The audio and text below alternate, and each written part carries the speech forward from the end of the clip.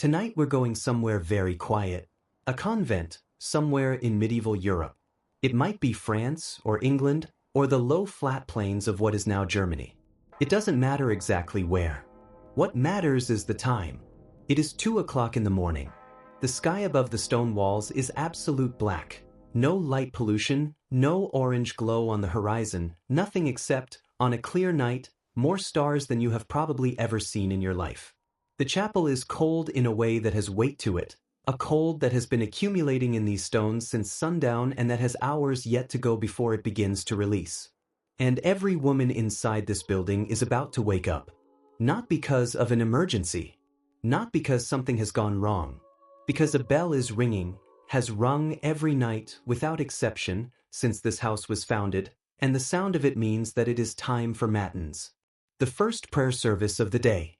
Held in the middle of the night, every single night, for the rest of your life.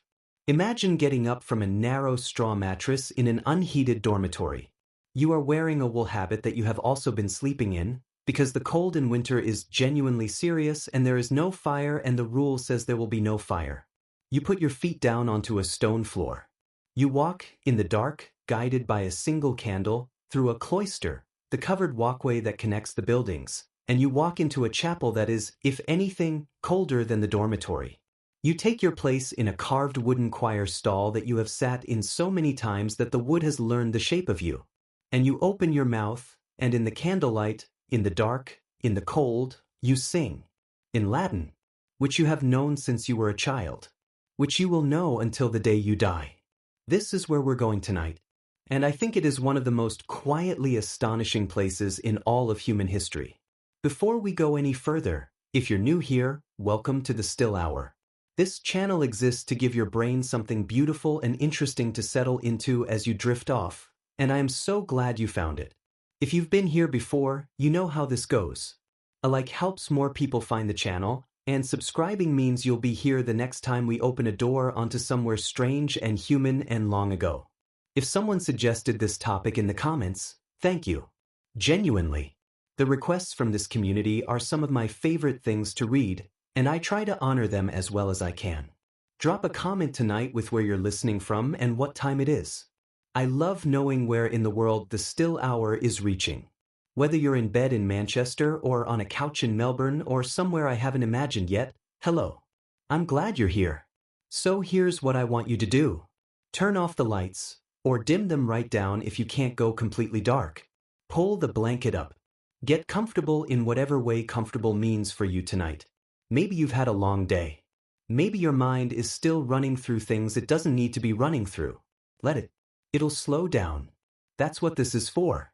And as you settle in, I just want you to take one quiet moment to be grateful, genuinely, warmly grateful, for the fact that tonight, nobody is going to ring a bell at 2 in the morning and ask you to get up and sing. We have it, in certain ways, so extraordinarily easy. But before we step through those gates, I want to leave you with some questions. Not to answer right away, just to carry with you as we walk through this together. What would it be like to have your entire life decided for you at age 7? Not your bedtime, not your dinner, your entire life. The clothes you'd wear for the rest of it. The schedule you'd follow until you died. The walls you'd live inside. What would it do to a person to arrive somewhere as a small child and understand? Or perhaps not yet understand, which might be worse, that this is it. That this is all of it? What did women actually do all day inside those walls? Because it wasn't just prayer, though it was a lot of prayer. There were gardens and kitchens and sick wards and copying rooms and accounts to keep and bread to bake and sisters to nurse when they were ill. What did a full day look like, from the bell at 2 in the morning to the final prayer at dark? Was it as grim as it sounds? Or, and this is the question I think matters most, was there something else going on? Something that we, looking back from a world full of choices, might be too quick to dismiss?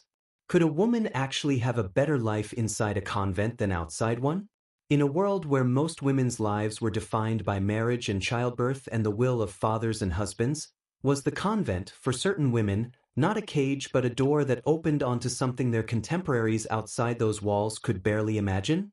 What happened when you broke the rules? And what counted as breaking them? Because the rules were extraordinarily specific, covering not just prayer and behavior but the angle of your eyes when you walked and the sound your feet made on the flagstones and what you were and were not allowed to think about. What was the punishment for being human inside a system that demanded something very close to the inhuman? And the question beneath all the other questions, for the women who had no other options, for the girls brought to the gates as children, for the widows who arrived in middle age with nowhere else to go, was the convent a prison? Or was it a refuge? And is there a version of that answer that is both things at once, depending entirely on who you were and when you arrived and what, somewhere deep inside yourself, you needed? These are the questions we're carrying tonight. Let's walk through those gates. We are in medieval Europe, roughly the year 1100 to the year 1500, a span of 4 centuries, which is longer than the distance between us and the founding of the first American colonies, longer than the entire history of printing with movable type. A vast stretch of human time, and across all of it, in almost every country in what we now call the Western world, there were convents.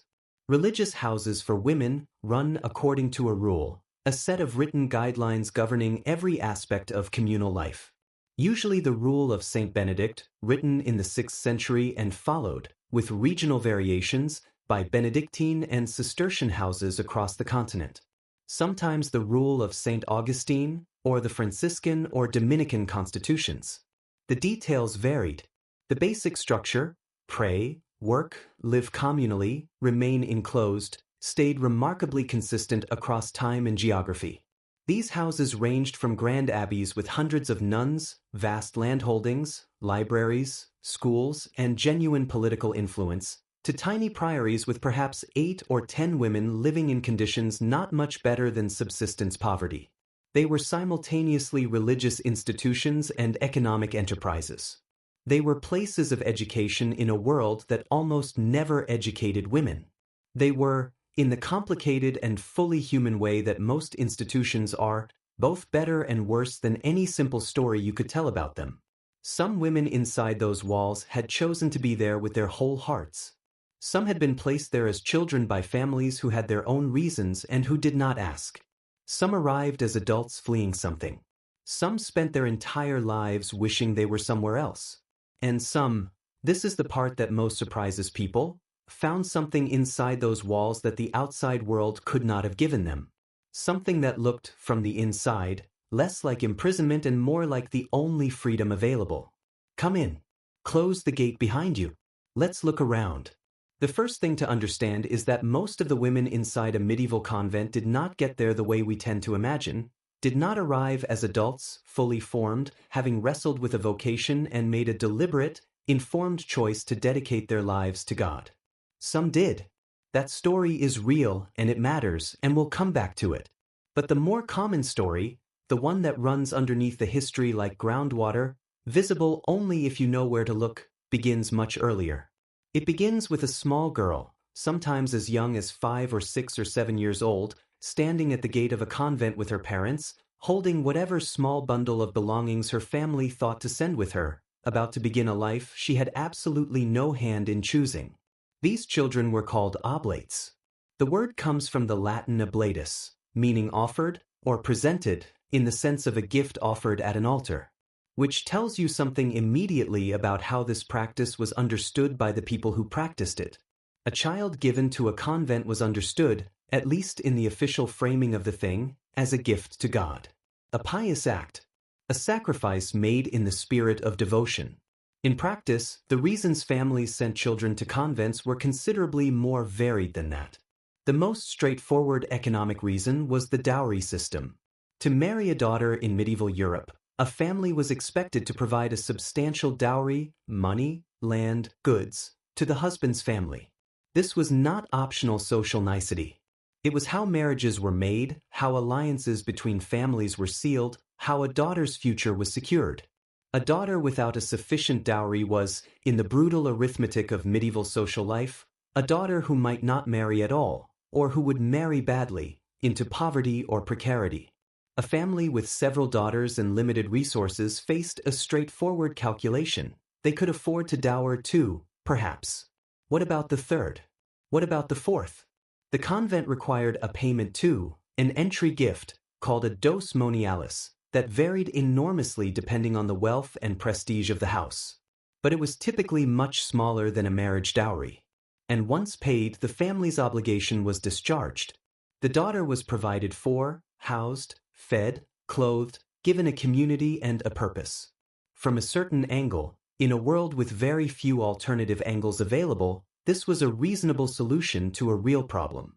Some families sent daughters to convents for other reasons. A child who was ill or physically disabled or considered in some way unlikely to make a good marriage. A child born in circumstances that complicated her social position, the illegitimate daughter of a nobleman, for instance, who needed to be placed somewhere respectable and kept out of the way.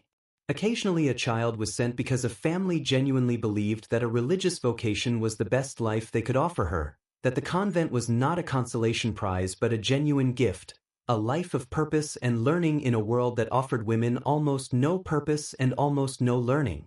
And sometimes, a child was sent because someone in the family had made a vow during a difficult moment, a near death, an illness, a desperate prayer answered, and the child was the fulfillment of that vow, a thank offering, sent to live a holy life on behalf of parents who fully intended to keep living their own.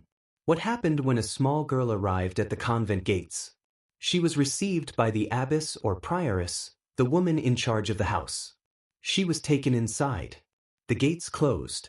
She was given into the care of the convent's community, placed in the care of an older nun, and her education began essentially immediately. She learned the Latin of the divine office, the cycle of prayers, before she learned much else. She learned to read, often in Latin first and her vernacular language second, in one of the relatively few places in medieval Europe where girls were taught to read at all. She learned to sing. She learned the customs of the house. She learned which sisters sat where in the choir, which tasks belonged to which days, where to stand and when to kneel and how to fold her hands when she walked. She learned, in other words, to be a nun, whether she had chosen to be one or not. The Church was aware that this was complicated. Various councils and decrees over the centuries stipulated that children offered as oblates should, upon reaching adulthood, have the opportunity to confirm or renounce their vows, to formally choose the life that had been chosen for them, or to leave. In practice, this was rarely straightforward. A girl who had entered at age 7 had no other skills, no other world, no family home waiting to take her back. The convent was all she knew. Choosing to stay, after 15 or 20 years of formation inside those walls, was not quite the free choice the decree imagined. And many convents and many families were not particularly enthusiastic about facilitating departures that were, from every practical standpoint, inconvenient. Some women who entered this way found genuine vocation inside the life that had been arranged for them. Records from convents describe women who became abbesses of great skill and authority, who wrote, who governed, who corresponded with bishops and kings, who found the structure and the community of convent life genuinely sustaining. They had not chosen to be there at the beginning, but they chose, in the only way available to them, to be fully present in the life they had. That is a kind of courage that deserves to be taken seriously. Others spent decades in a state of quiet grief for a world they had barely glimpsed. Records survive, carefully, obliquely phrased, because overt complaint was itself a violation of the rule, that suggest women who never fully reconciled themselves to the life they were living, who remembered, perhaps, a summer before the gates closed, a field, a face, something ordinary and free, who said their prayers and did their work and never, ever stopped being aware of what they had not been given the chance to choose. Both of these stories are true. Neither cancels the other out. But here is the part that I think, once you really absorb it, changes everything. The daily schedule. Because if you want to understand what it actually felt like to live inside a medieval convent, not the idea of it, not the theology of it, but the lived, physical, daily reality of it, the schedule is where you have to start. Everything else grows out of it. The cold and the hunger and the silence and the community and the boredom and the transcendence, all of it is organized around this single, inexorable structure. The divine office. The 8 canonical hours of prayer spread across every day, every day, every day for a lifetime. Let me walk you through it. The day begins, and I am using the word begins very loosely in the middle of the night. 2 o'clock in the morning or thereabouts, depending on the season and the house. The bell rings. In the dormitory, often a large communal sleeping room, although in some houses nuns slept in individual cells, women rise from narrow beds. They have been asleep, if the rule allowed for it, since perhaps 8 or 9 in the evening. They dress, or they are already dressed because sleeping in your habit in winter is not an eccentricity but a survival strategy. They walk, by candlelight, to the chapel. They take their places in the choir. And they sing matins, a long service, the longest of the office, consisting of psalms, hymns, and readings in Latin. After matins, which might last an hour or more, comes lauds, the service of praise at the first hint of dawn. After lauds, the community might return to bed for a short time, a sleep that was never quite sleep, a rest balanced on the narrow edge between exhaustion and the knowledge that the next bell was coming. Then prime, the first hour of the day. Then terce, the third. Sext at midday. None in the mid-afternoon. Vespers as the sun began to fall. And finally Compline, the last prayer before sleep, after which the great silence descended, a silence that was meant to hold until after lauds the following morning, a silence inside which the night belonged to God and not to speech. 8 services. Every day. For a lifetime. Between the services, work. Real, physical, often demanding work. Convents were not places of contemplative leisure. They were working institutions, and they required working people to keep them functioning. Depending on the size and wealth of the house, nuns might work in the garden, growing the vegetables and herbs that fed the community and supplied the infirmary. They might work in the kitchen, baking the bread, preparing the meals, preserving food for winter. They might work in the infirmary, caring for sick sisters and, in many houses, sick people from the surrounding community who came to the convent for care they could get nowhere else. In wealthier houses with scriptoriums, some nuns might spend hours bent over manuscripts, copying texts with extraordinary care. In houses that took in students, nuns taught. In all houses, someone managed the accounts, corresponded with landlords and suppliers, supervised the lay workers who helped maintain the property. The bells, then, were not just a call to prayer. They were the skeleton of the day. You did not decide when to stop working and begin praying and go to dinner. The bell decided. You did not choose when to rest. The bell decided. The entire texture of your time, every hour from the 2 o'clock darkness to the falling silence after Compline, was shaped by sound, by a repeating pattern that had been repeating since before you arrived and would repeat after you were gone. There is something about this that I find genuinely difficult to imagine from inside my own life, and I suspect you might feel the same way. We live in a world of almost infinite temporal self-determination. We decide when to eat, when to sleep, when to begin, when to stop. We feel the weight of that freedom sometimes, the anxiety of the unstructured hour, the paralysis of too many choices, but we do not feel, most of us, what it would be like to have none of it. To have every transition in your day announced from outside yourself by a sound you had no hand in making. For some women, this was experienced as exactly as oppressive as it sounds. Records describe nuns who found the bell a kind of tyranny, who felt, after years, the particular exhaustion of a life that allowed for no spontaneous pause, no self-directed quiet, no hour that was yours to spend as you wished. The sameness of it, the relentlessness, the way each day, because it was structured identically to every other day, could begin to dissolve into a kind of formlessness, the paradox of a life so regimented that time itself seemed to disappear. And yet, and here is where it gets genuinely complicated, for other women, the structure was precisely the point. It was perhaps the gift. To know exactly what was expected of you at every hour of the day. To have no uncertainty about whether you were spending your time well or wasting it. To be held by the rhythm of the bells, inside a life that had shape and meaning built into every transition. A nun who had lived inside the schedule for 20 years knew the Psalms by heart. Not just the words but the melodies, the movements, the way certain prayers felt at certain times of year, the way Compline sounded different in December than in June. She had, through sheer accumulated repetition, built something inside herself that had weight and beauty and permanence. There is a word, and I use it carefully because it gets complicated fast, for what the divine office was meant to produce in the person who prayed it faithfully over a lifetime. The medieval theologians called it conversatio morum, a continuous conversion, a gradual turning of the self toward God through the accumulated action of daily practice. Not a single dramatic transformation, but something slower and more fundamental. The way water shapes stone. Not quickly, not obviously, but completely over time. Whether you believe in what the office was pointed toward or not, the thing it was doing to the person doing it, the way it was shaping attention and memory and the felt experience of time, was real. And that reality is worth sitting with for a moment before we move on. Here is something I want you to imagine.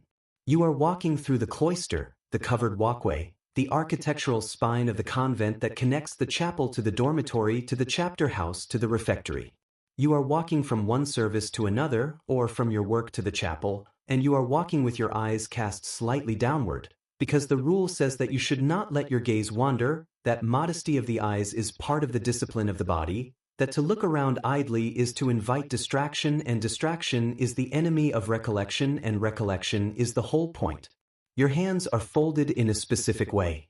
Your pace is measured, not too fast, because haste implies agitation, and not too slow, because dawdling implies laziness, and both agitation and laziness are failures of the will that a properly formed nun has learned to correct in herself.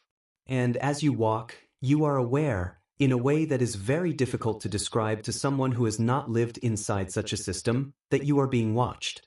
Not necessarily by another person, though possibly by another person. A superior, a senior nun, one of the officials whose role within the community included oversight of the others.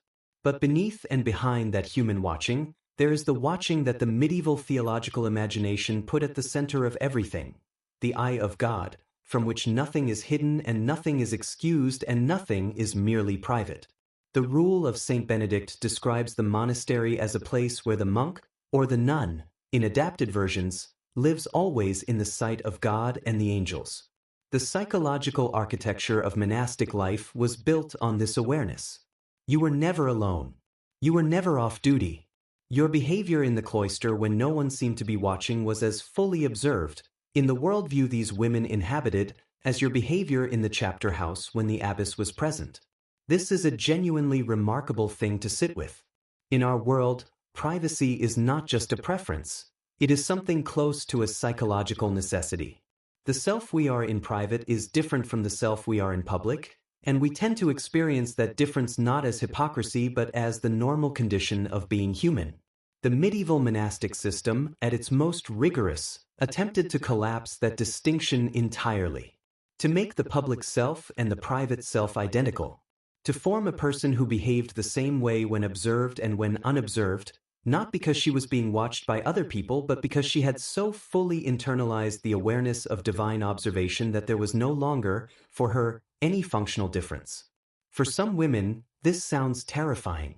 For others, and I think this is worth genuinely entertaining, it might have been a relief. A world in which there was no performance, no managing of other people's perceptions, no exhausting maintenance of a social self that differed from the interior self. Just the self, walking through the cloister, trying to be what it was trying to be. The specific rules varied by order and by house, but the texture of them was remarkably consistent across time and place. Silence was one of the most fundamental.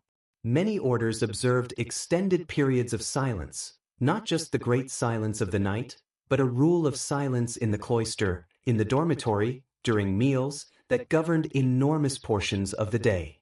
When speaking was permitted, it was meant to be purposeful and minimal. Records from convents describe the development of sign languages, practical systems of gestures that allowed nuns to communicate necessary information without breaking the rule of silence. A motion for bread, for a candle, for a book. The accumulated ingenuity of women who needed to run a functioning institution while also being, officially, silent. There were rules about food and drink, about the care of personal possessions, which were supposed to be essentially non-existent. Private ownership was itself considered a spiritual problem, about interaction with visitors and with the outside world, about the content of letters sent and received.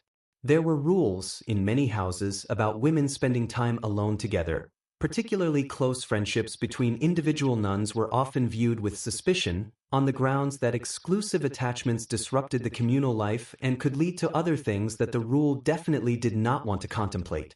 And there were punishments for breaking these rules. They ranged widely in severity, depending on the nature of the infraction and the customs of the particular house. Minor failures, arriving late to choir, dropping something in the refectory, forgetting a detail of the liturgy, might be addressed by a brief prostration before the community, a bow of acknowledgement and apology. Slightly more serious failures were addressed in the chapter meeting, the daily gathering at which the business of the community was conducted and at which the chapter of the rule was read aloud, and at which sisters were expected, in many houses, to confess their own failures of the previous day before the community, a practice called the mea culpa or the accusation of faults. A nun might stand and say before all her sisters that she had spoken idle words, or had eaten before the bell, or had been slothful in her work, or had harbored uncharitable thoughts toward a sister, and the community, through the abbess, would assign appropriate penance. This practice, public self-accusation, regular and systematized, is one of the things that strikes most modern people as particularly psychologically loaded. And it was. It was designed to be. The regular externalization of interior failures, the making public of what might otherwise remain private, was part of the formation process, part of the mechanism by which the person inside the habit was gradually shaped toward the ideal the rule described. 4 more serious infractions, persistent disobedience, theft, serious breach of the enclosure, what records sometimes describe as grave scandal, punishments became correspondingly serious. Exclusion from the common table. Eating alone, in silence, while the community ate together. Exclusion from the choir, being barred from singing the office, which was, for a woman whose entire daily life was organized around the office, a genuinely significant punishment. In extreme cases, physical penance, extended periods of separation from the community, or, in the most serious situations, formal procedures that could result in a nun being sent to another house or subjected to ecclesiastical discipline. What strikes me about all of this is not just its severity but its pervasiveness. The monastic rule was not a list of rules for extraordinary situations. It governed the ordinary. The way you walked and the way you ate and the way you slept and the way you looked. Every gesture was potentially a gesture in the right or wrong direction, every small habitual action either a formation or a deformation of the self the rule was trying to build. To live inside such a system was to live in a state of continuous moral attention that most of us, I think, can only barely imagine. And here is the thing, the genuinely human thing, that I keep coming back to. People broke the rules. They broke them constantly. The records make this very clear. Women arrived late to choir, they whispered when they should have been silent, they formed intense friendships with particular sisters, they kept small forbidden possessions hidden in their cells, they complained about the food and the cold and the abbess, they wrote letters they weren't supposed to write and received visits they weren't supposed to receive. The rules described an ideal. The life that was actually lived inside the walls was the ordinary, fumbling, imperfect human life that people live inside every system ever devised. Which is, somehow, the most comforting thing about all of it. Let's talk about what this life actually did to the body. Because this is one of the most human parts of the story, and one of the parts that tends to get left out in favor of the grander themes. The experience of religious life is often discussed in terms of the soul. But the soul lives in a body. And the body, in a medieval convent, had a particular experience of its own that deserves our attention. Start with food. In most monastic orders, the diet was defined by what it was not. It was not meat. Many orders, particularly the stricter Benedictine and Cistercian houses, forbade the consumption of quadruped flesh for most of the year, with exceptions sometimes made for the sick or the elderly. The ordinary diet consisted of bread, which was the absolute foundation of everything, supplemented by vegetables from the garden, legumes, eggs, cheese, fish, which occupied a complicated middle category and was generally permitted where meat was not, and whatever the season and the house's resources allowed. Records from convent accounts give a vivid picture of the rhythm of the year, the relative abundance of summer and early autumn, the increasing austerity as winter deepened and the stores reduced, the long lean stretch before the new season's food came in. Meals were eaten in the refectory, the communal dining room, in silence. A sister read aloud from a religious text, a saint's life, a scripture passage, a theological work, and the rest of the community ate and listened. This reading at meals was called the lectio, and it served a double purpose. It provided spiritual nourishment alongside physical nourishment, and it made silence at meals not an absence of words but a presence of something else. The sisters ate together without speaking, inside a continuous stream of words that belonged to the whole community and to no one individual. This practice strikes me as genuinely beautiful when I think about it in a certain way. Meals were not, in the convent, primarily social occasions. They were not a time for conversation and connection and catching up with one another. They were a time for a different kind of attention, a shared attention directed outward toward the text and, through it, toward something larger than the particular hungers and satisfactions of the body. Whether or not you find this spiritually meaningful, there is something in it worth considering. The idea that eating can be a practice, that nourishment can be attended to with the same intentionality as prayer.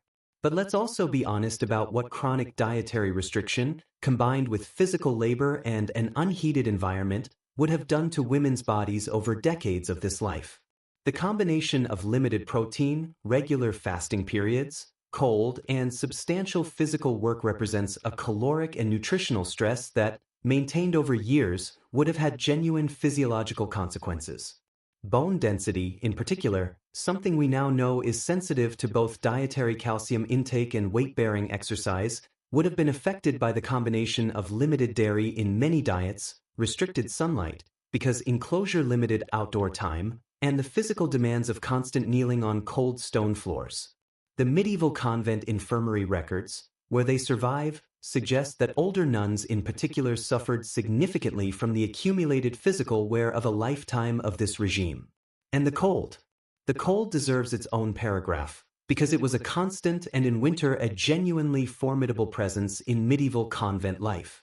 Medieval stone buildings are not simply cool, they are cold in a way that accumulates across days and weeks without relief, that gets into your bones in a way that no amount of wool entirely prevents, that makes the warmth of a fever feel, briefly, like a relief. Many orders restricted or forbade fires in the dormitory and cloister as a matter of both economy and spiritual discipline. The comfort of warmth was itself considered something to be moderated, since the monastic life was not supposed to be comfortable in the way the world outside was comfortable. Some houses had a single kale factory, a warming room, where sisters could spend limited periods. Most of the building was simply cold, in winter, all the time. A nun walking from the dormitory to the chapel at 2 in the morning in January, in an unheated building, in a climate that could produce temperatures well below freezing, is having a physical experience that is important to hold in your mind as you think about this life. This was not a soft life. The body was not spared. It was, in a very explicit theological framing, meant not to be spared. The discomfort of the body was understood as part of the formation of the soul, a daily practice of detachment from physical comfort that was itself a spiritual act. And yet, and here is the turn, the convent infirmary, because the same tradition that accepted and even valorized physical discomfort also produced, in the convent, one of the more sophisticated systems of care for the sick that the medieval world had to offer. The infirmary was a separate space within the convent complex, often one of the better appointed rooms in the building, where sick nuns were cared for with a level of attention and resource that was explicitly different from the ordinary regime. In the infirmary, meat was often permitted. Fires were allowed. Resting was not just permitted but prescribed. The sister in charge of the infirmary, called the infirmarian, was frequently one of the most knowledgeable women in the house regarding practical medicine. Herbal remedies, wound care, fever management, the various treatments that medieval medical knowledge and centuries of accumulated practical experience had developed. Records from convents describe infirmaries that were, by the standards of their time, genuinely good places to be sick. Certainly better, in many cases, than the outside world where illness in a common person's household was managed with whatever came to hand in an environment of poverty and overwork. A sick nun in the infirmary was fed, kept warm, relieved of her duties, attended to. The community had a stake in her recovery. She was a working member of a small institution, and her health mattered to the functioning of the whole. There is something quietly moving about this to me. A system that was, in certain respects, quite hard on the body, the cold, the restricted diet, the kneeling on stone, the broken sleep, also produced one of the more reliable forms of care that a medieval woman might hope for if she became ill. The same walls that kept out the world's warmth also kept in, very carefully, the community's attention to its own. A woman who entered the convent at age 7 and lived to 70, and some did, which was itself remarkable in a medieval context, would have had, on average, a more stable diet, more consistent shelter, better care when sick, and a more protected physical environment than the majority of her contemporaries outside the walls. The life was hard on the body in specific, systematic ways. It was also, in other specific ways, a kind of protection. Both of these things were true, and the body, being a body, lived inside both of them. Let's sit with that word for a moment, because it doesn't quite mean what you might expect it to mean in this context. We're not talking about informal influence, or the kind of quiet, behind-the-scenes navigation that women throughout history have had to master just to get things done. We're not talking about soft power, or the power of suggestion, or the particular art of shaping decisions while appearing not to make them. We're talking about something rarer and more remarkable than any of that. We're talking about formal, institutional, legally recognized authority. The kind that came with a title and a seal. The kind that let you sign contracts, manage estates, correspond with bishops as their administrative equal, and have the final word on decisions that affected hundreds of people. The kind that, in medieval Europe, was almost exclusively the domain of men, except inside a convent, where it was held by the abbess. The position of abbess was the head of a female religious community, the woman at the top, the one responsible for everything, the person whose judgment governed the daily life of every nun in her care. And when you begin to look at what that actually meant in practice, what it required of the woman holding the role, what it entitled her to do and decide and control, it becomes one of the genuinely extraordinary stories of medieval history. A story that is largely invisible, as so many stories about women are, because it happened behind walls that the broader historical record mostly didn't think worth examining. An abbess ran an institution, not a small, domestic household, though she managed that too, but a complex, multi-layered enterprise with finances, employees, legal obligations, and a place in the wider political landscape of her region. A substantial convent owned land, often a great deal of land that had to be managed, farmed, leased to tenants, defended in legal disputes, and accounted for in careful ledgers. The abbess was the person responsible for all of it. She negotiated with tenants. She corresponded with lawyers. She appeared, or sent representatives, before ecclesiastical courts. She handled the convent's income and expenditure, oversaw its buildings, managed its staff, and made the strategic decisions that determined whether the community prospered or struggled. This is, it's worth pausing to note, a description of serious administrative competence, of the kind of skills, financial literacy, legal awareness, strategic thinking, the ability to manage competing personalities and interests, that in the world outside the convent were developed and rewarded almost exclusively in men through careers and institutions that were largely closed to women. Inside the convent, these same skills were not only permitted but required, because the institution simply couldn't function without them. The abbess had to be capable. There was no one else. And she corresponded, on equal terms or something approaching it, with the most powerful men of her day.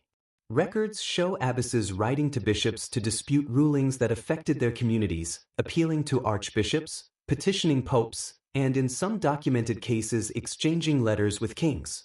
Not as supplicants, exactly, though the politics of the medieval church meant that a certain deference was always appropriate, but as the authorized head of an institution with its own rights and standing. The abbess of a wealthy, well-established convent was not a marginal figure. She was a player in a game that was mostly played without women. Some abbesses governed what historians call double monasteries, communities that included both male monks and female nuns, operating on the same site or in close proximity. In some of these arrangements, the abbess held authority over both, which is a thing worth stopping to absorb. A woman, in medieval Europe, with formal institutional authority over a community of men. This was not common, and it was periodically controversial. There were those in the church who found the idea deeply uncomfortable, and over time the structure of double monasteries was generally reformed in ways that reduced or eliminated female authority over male religious. But for a time, in certain places, it existed. And it tells you something important about what the convent could represent. A space where the normal rules about women and authority could, within certain narrow limits, be suspended. Compare this to the life of a woman outside the convent, even an aristocratic woman, even one with wealth and social standing. A married noblewoman in medieval Europe was, in most legal frameworks, subordinate to her husband. Her property became his upon marriage. Her decisions required his endorsement. The running of a household gave her real practical responsibilities, and capable noblewomen certainly exercised genuine influence, but it was influence exercised within and subject to a structure of male authority. She was not, in the formal sense, in charge. The abbess was in charge. She might have entered the convent as a girl, with no particular choice in the matter. She might have spent decades learning obedience and humility as foundational virtues. And then, if she was talented and trusted and fortunate, she might have arrived at a position of institutional authority that no woman in the world outside her walls could easily match. There's something quietly extraordinary about that trajectory. Something that deserves more than the footnote it usually receives. It's also worth noting that the abbess's authority, while real, was not absolute. She operated within the church's hierarchy, subject to visitation and inspection by bishops. She took the vow of obedience like everyone else, which meant that ultimately she answered to ecclesiastical authority. But then, so did almost everyone in medieval Europe, men included. The constraints on an abbess were the constraints of the system she lived inside, and inside that system, her position was a remarkably powerful one. This, perhaps more than anything else, is what those convent walls enclosed. Not just a quiet life of prayer and discipline. Not just an alternative to an unwanted marriage. But, for some women, the closest thing medieval Europe had to offer to a genuine professional life. A life in which competence was recognized, leadership was required, and a woman could be, by any reasonable measure, in charge of something that mattered. That story has been sitting quietly in the historical record for centuries. It deserves to be told out loud. Here's something that might shift your mental image a little. When most of us picture a medieval convent, we picture something still and contemplative, candlelight, prayer, the scratch of quill on parchment, long silences. And all of that was real, or at least that was the ideal. But alongside the prayer and the silence, the average medieval convent was also, in the most practical and unglamorous sense of the word, a business. It had income and expenditure. It had assets to manage and accounts to balance. It employed people, produced goods, collected rents, and participated in the economic life of its region in ways that could be surprisingly substantial. Understanding that changes how you see the whole picture, because it means the women inside those walls weren't simply removed from the world. They were woven into it, just in ways that the history books don't usually think to mention. Let's start with land, because land was the foundation of almost all medieval wealth. Many convents, particularly those that had been established for centuries and had benefited from the generosity of donors over generations, owned significant quantities of it. Land given by pious noble families in return for prayers for their souls. Land acquired through dowries paid when wealthy women entered religious life. Land purchased, inherited, or received as settlement of debts owed to the community. An established convent might hold tenant farms across several villages, with the abbess in the position of landlord, collecting rents, managing leases, dealing with disputes, and making the decisions about how the land was used. This required genuine expertise. Agricultural management in medieval Europe was complicated. Harvests varied. Tenants defaulted on rents or disputed the terms of their agreements. The value of land could change with circumstances. Legal challenges to ownership were not uncommon, and had to be navigated through church and secular courts. The women responsible for managing these estates weren't doing so in some simplified or protected way. They were dealing with the same complexities that confronted any large landowner. The fact that they were women managing it didn't make the problems easier. If anything, in a world that didn't automatically grant women legal and economic standing, it made them harder. Then there was production. Convents made things, and they sold them or traded them. Textiles were among the most common products. Weaving and embroidery were traditional skills of religious women, and fine embroidered work in particular could command real prices. English ecclesiastical embroidery of the medieval period, known to later scholars as opus anglicanum, was celebrated across Europe for its quality and artistry, and while the most famous examples were produced in urban commercial workshops, convents contributed to this tradition of skilled textile work. Manuscripts were copied and illuminated. Medicines and herbal preparations were made, drawing on the knowledge accumulated over generations in convent gardens. Ale was brewed, a practical necessity for a community that couldn't always rely on clean water, and also a product that could be sold. Cheese was made, surplus produce was traded, and small-scale commercial activity of various kinds supplemented the income from rents and endowments. Some convents ran schools. This was a significant economic and social function. The daughters of noble and wealthy merchant families were sometimes sent to convents for education, to learn to read and write, to acquire the accomplishments expected of women of their class, and to be supervised in a safe and respectable environment while their parents got on with the business of arranging their futures. The convent benefited from the fees paid for this service, and also from the connections maintained with the families who sent their daughters. Those connections could be valuable when it came to donations, legal support, or political goodwill. Running a school was, in this sense, simultaneously a service, a source of revenue, and a form of relationship management. There were also lay workers. A convent needed people to perform physical labor, farming, building maintenance, heavy domestic work, that the nuns themselves were not expected or permitted to do. These lay employees were hired, managed, and paid by the convent, which means the abbess was functioning in this regard exactly like any other employer, assessing what labor was needed, negotiating terms, supervising work, and resolving whatever disputes or difficulties arose. If you sit with all of this for a moment, the picture that emerges is quite different from the usual image of cloistered retreat. Yes, there was prayer. Yes, there was silence, contemplation, and the rhythmic discipline of the divine office. But alongside all of that, there were ledgers being kept, harvests being counted, rents being collected, goods being produced and traded, workers being managed, and accounts being balanced. The convent was, in the most literal sense, a going concern, a working institution with a real place in the practical economy of its world.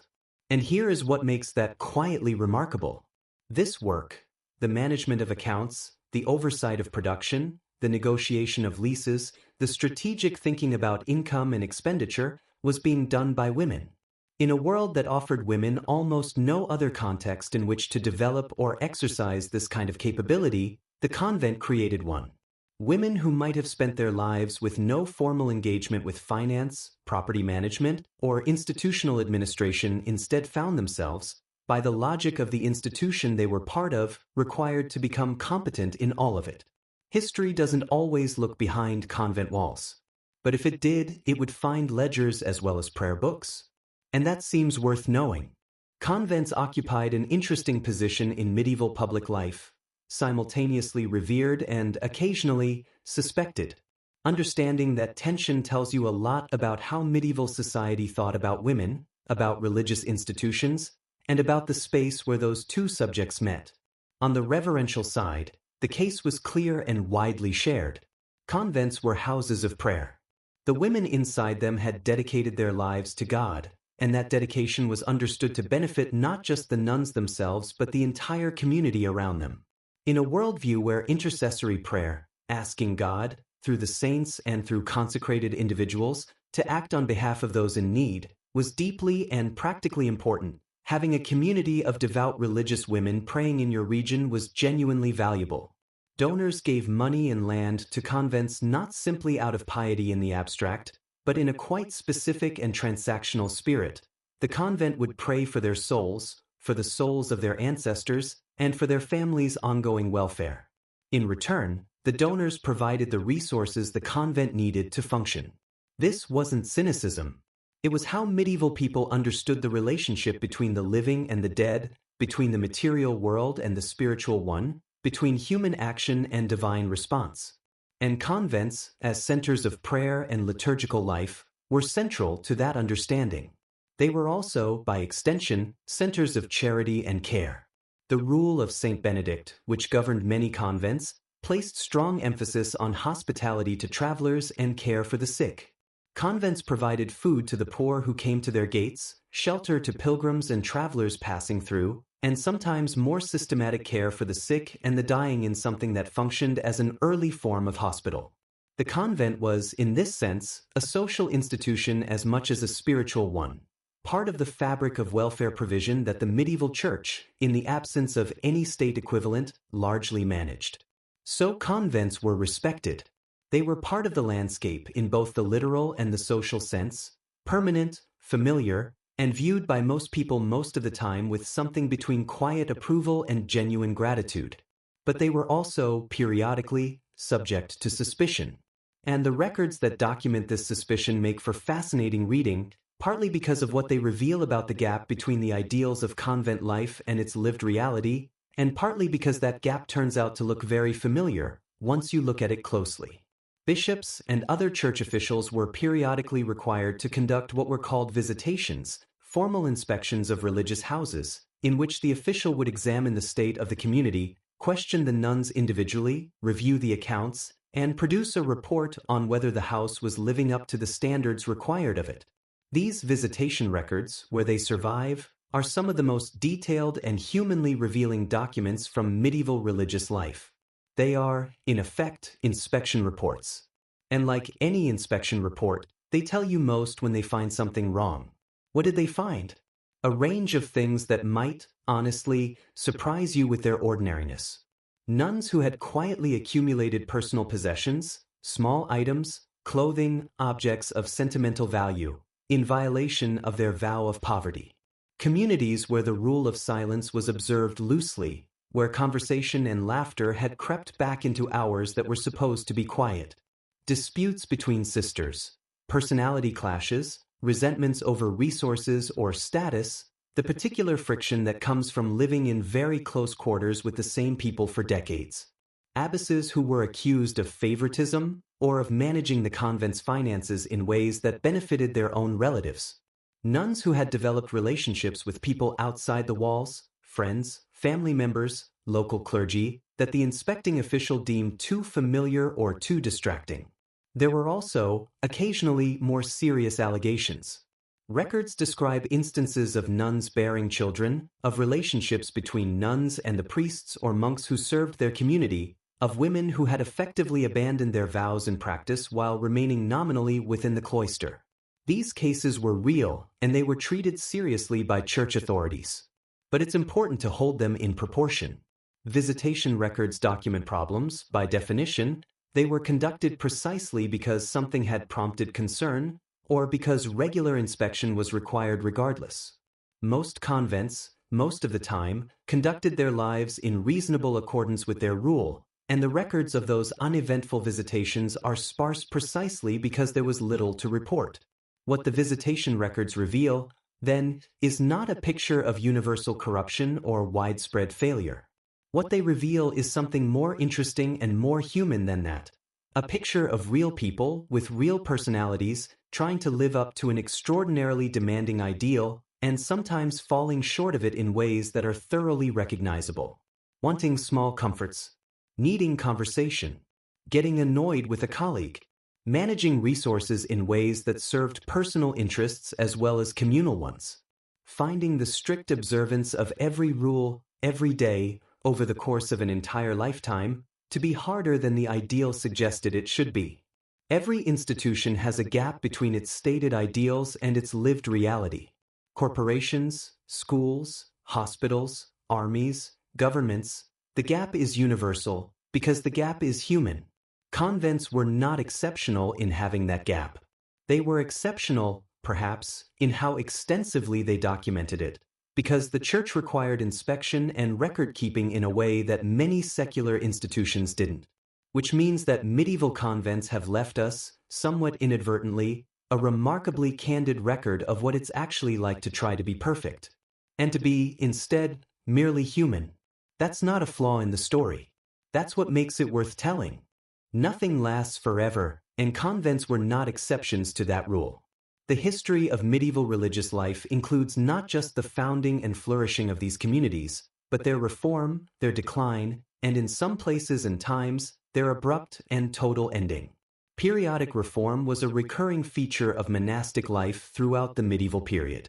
The concern was always essentially the same, that religious communities had drifted from the strict observance of their founding rule, that comfort and custom had eroded the discipline that was supposed to define monastic life, and that the spiritual purpose of the institution was being lost beneath the accumulation of worldly habits.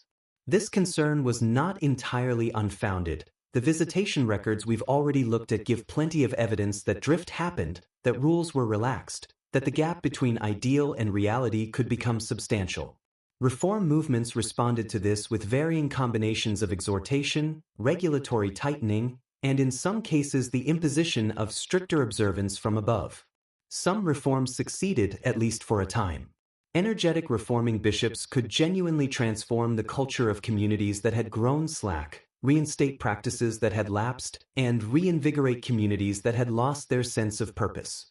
Communities that embraced reform themselves, driven by abbesses or senior members who believed passionately in the original ideals, could achieve remarkable renewals of purpose and discipline. History records genuine examples of this kind of revival, communities that emerged from periods of laxity with their observance restored and their sense of mission reinvigorated. But reform never settled things permanently, because what it was fighting against wasn't simply individual weakness. It was the natural tendency of any institution, over time, to accommodate itself to the conditions of the world it exists in. Convents existed in the world. They had economic relationships with it, social relationships with it, political relationships with it. Keeping those relationships from gradually shaping the community's internal culture was an endless, necessary, and never quite finished task. And then, in certain places, everything changed. Not through gradual drift or the need for reform, but through the direct action of political and royal authority, which ended what centuries of religious life had built, not slowly, but almost overnight. In England, the dissolution of the monasteries under King Henry VIII, carried out across the 1530s, represents one of the most dramatic and far-reaching transformations in English religious and social history. Driven by a combination of Henry's rupture with Rome, the genuine financial appeal of monastic wealth, and the ideological framework provided by reformers who questioned the value and legitimacy of monastic life, the dissolution resulted in the closure of virtually every monastery and convent in England within a remarkably short period of time. By 1540, an institution that had been part of the English landscape for nearly 1,000 years had been effectively abolished. The scale of what this meant, in purely human terms, is worth sitting with. Hundreds of religious houses. Thousands of individuals, monks, nuns, lay brothers, servants, whose entire lives had been built within those communities. Communities that had, in many cases, continued uninterrupted for generations, where the rhythms and practices of religious life had been passed down from one cohort of inhabitants to the next, where the accumulated culture of centuries was present in every detail of daily existence. For the nuns, specifically, the experience of dissolution was a particular kind of rupture. Women who had entered the convent as girls, perhaps decades before. Women who had learned to read and write within those walls, who had developed their understanding of administration and management and community life within that framework, who had built their identities, their entire sense of who they were and what their lives meant, within the context of the religious community.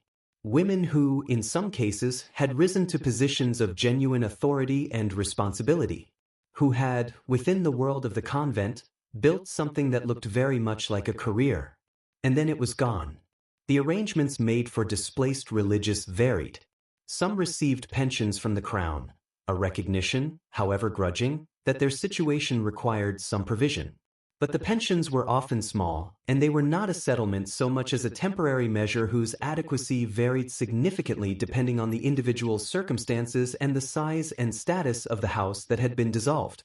Older women, without family connections that could absorb them, faced the prospect of managing a new kind of life in the world with very limited resources and no obvious structure to support them. The skills that had been so valuable inside the convent, administration, literacy, management, agricultural oversight, did not translate easily into the world of 16th century England. The world outside had not, in the decades of these women's enclosure, developed new roles for educated women to fill. There were no obvious institutions waiting to employ former abbesses for their administrative competence. There was no recognition in the wider culture of the practical expertise that these women carried with them when they walked out of the gates for the last time. Some women returned to families. Some found places in the households of sympathetic noble patrons.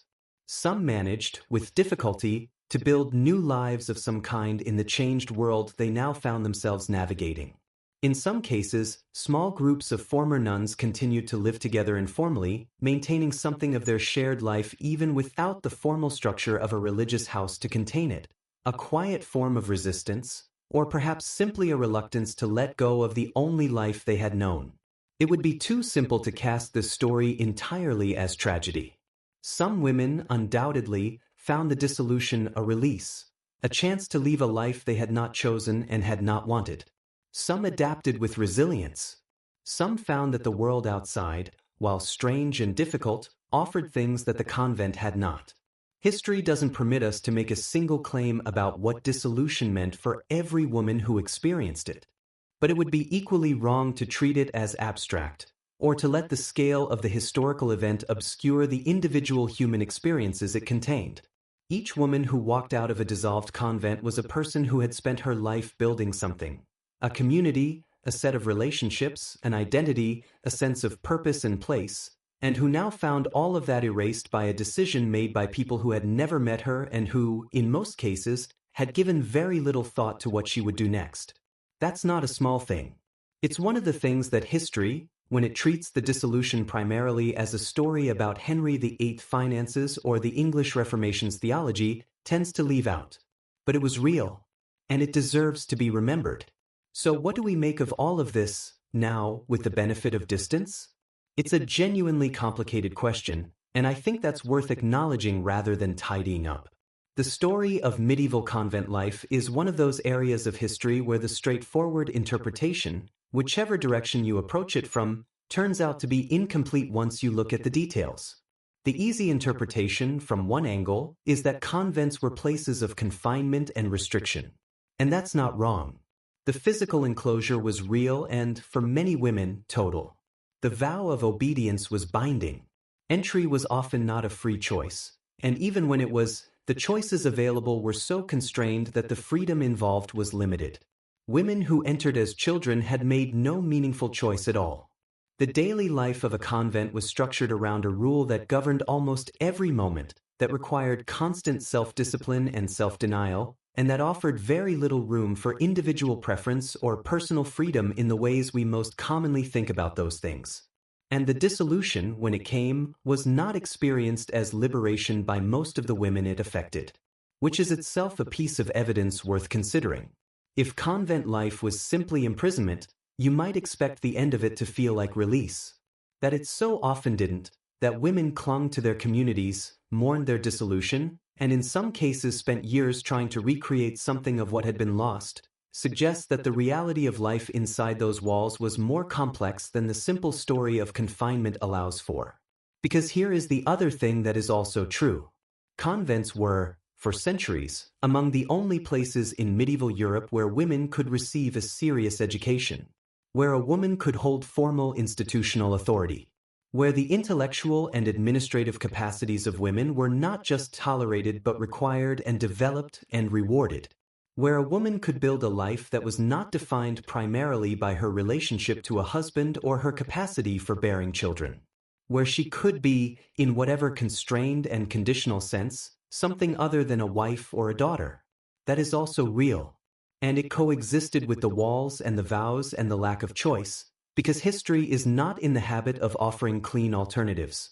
The convent was a cage and a refuge at the same time. For some women, the cage was the dominant reality. For others, particularly those who rose to positions of authority, or who found in the convent's library or scriptorium a life of the mind that the world outside would never have offered them, the refuge was the more important experience. For most women, probably, it was some complicated mixture of both, shifting over the course of a lifetime, depending on circumstance and temperament and what particular corner of convent life they found themselves occupying. What I think we can say, with some confidence, is that convents were never what they appeared to be from the outside. Not the idealized spiritual retreats that their most devoted advocates described. Not the places of mere confinement and deprivation that their harshest critics imagined. Something stranger and more human than either. Institutions built on aspiration and sustained by necessity. Places where real women lived real lives, with all the contradiction and complexity that real lives always contain. History offers very few simple verdicts. The ones it does offer are usually the least interesting. And this story, of the women who lived behind those walls, who rang those bells and sang those offices and managed those estates and argued with those tenants and broke those rules and copied those manuscripts and ran those schools and occasionally, against considerable odds, became the most powerful women in their region, is one of the most interesting stories that the medieval world has to offer. It's just that nobody looked behind the walls to tell it. Until now, we can at least try. And so let's go back one last time to where we began. It's 2 a.m. Or somewhere close to it.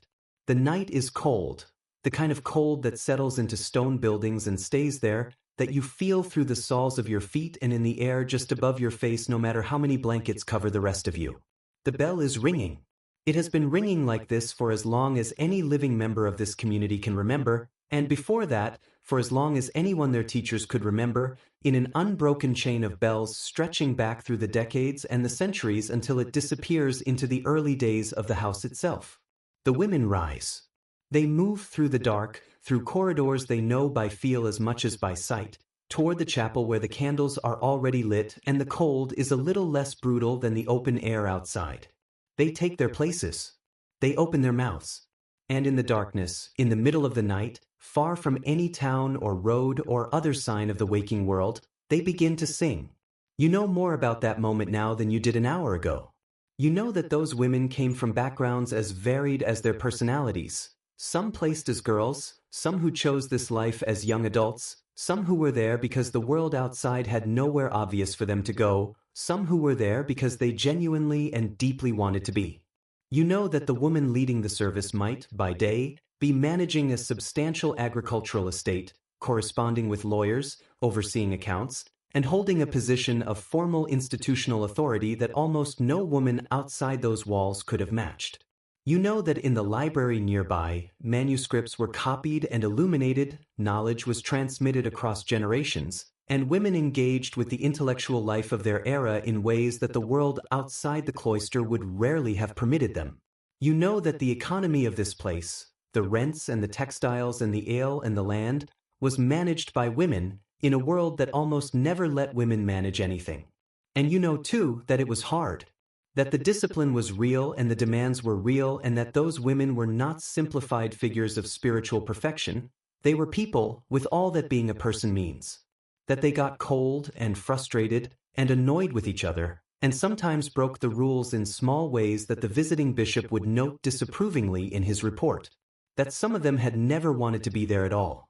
That when the dissolution came, in places where it came, many of them lost something they had spent their whole lives building, and had to walk out into a world that had very little prepared for them. All of that was real. All of it was part of the life that those 2 a.m. voices were embedded in. The complexity doesn't diminish the beauty of the image. If anything, it deepens it. Now rest. Nobody is going to ring a bell tonight. You don't have to rise in the dark or walk cold corridors to a chapel. You don't have to sing. The only thing required of you right now is that you let your breath slow and your thoughts soften, and the long day you've had recede gently into the background where it belongs. But before you go, hold on to this just for a moment. Every life, however constrained it appears from the outside, however narrow its walls or rigid its structure or limited its visible freedoms, contains its own complexity on the inside. Its own small freedoms. Its own quiet forms of power. Its own meaning, worked out day by day and year by real people trying to make something of the circumstances they found themselves in. That was true of the women behind those convent walls. It is true of everyone. It has always been true. It is worth remembering, before you close your eyes, that the interior of any life is larger and stranger and more interesting than its exterior suggests. Sleep well. The bell can wait.